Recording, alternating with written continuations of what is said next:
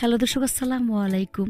সবাইকে স্বাগতম জানাচ্ছি আমার আজকের পর্বে। আজকে আমি আপনাদের পাউরুটি আর বেসন দিয়ে দারুণ মজার বিকেলের নাস্তা তৈরি করে দেখাবো।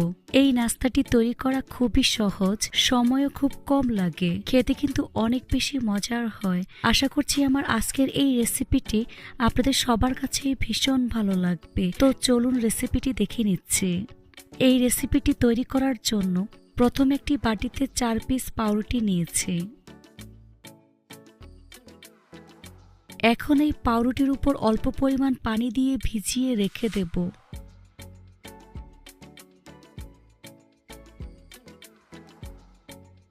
তারপর এটাকে এক সাইডে রেখে দেব।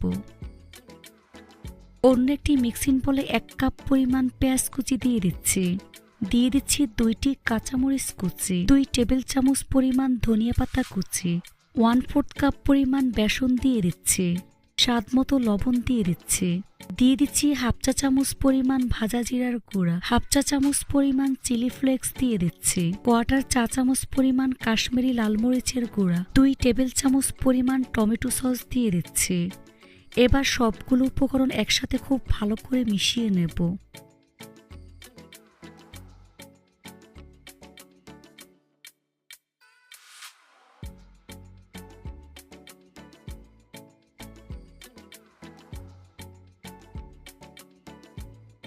এখন এর মধ্যে আগে থেকে ভিজিয়ে রাখা 4 পিস পাউরুটি পানি খুব ভালো করে চিপে দিয়ে দিচ্ছি। পাউরুটিগুলোকে হাত দিয়ে এভাবে চেপে পানি বের করে নিতে হবে। খেয়াল রাখতে হবে এর মধ্যে যেন কোনো প্রকার পানি না থাকে। এখন এর মধ্যে পাউরুটিগুলো দিয়ে দিচ্ছি। সবকিছু খুব ভালো করে মিশিয়ে ডোয়ের মতো তৈরি করে নিতে হবে। এখানে আমি কোনো প্রকার পানি ব্যবহার করব না। এই তো আমার মিশ্রণ তৈরি হয়ে গিয়েছে।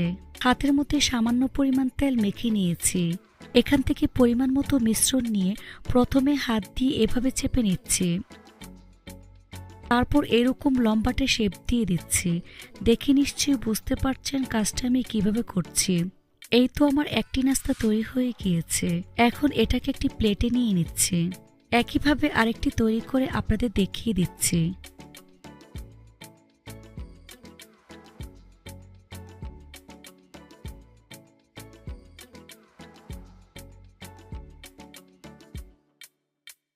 এভাবে সবগুলো নাস্তা আমি একে একে তৈরি করে নিয়েছি।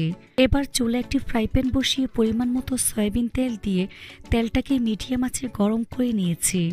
এখন এই গরম তেলে নাস্তাগুলো একে একে দিয়ে দিচ্ছি।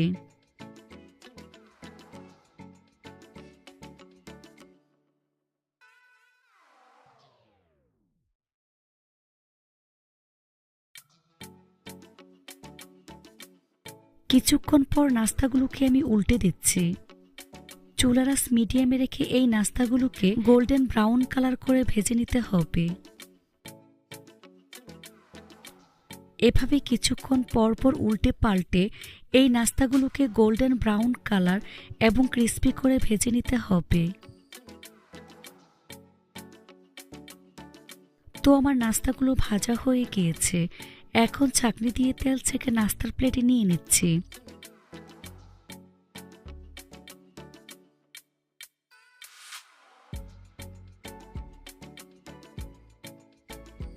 তারপর পরিবেশন করে আপনাদের দেখিয়ে দিচ্ছি।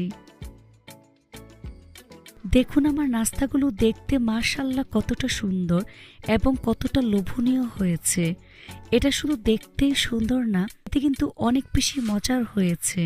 এভাবে একবার হলেও তৈরি করে দেখবেন। এটা তৈরি করে খেলেই বুঝতে পারবেন ঠিক কতটা মজার।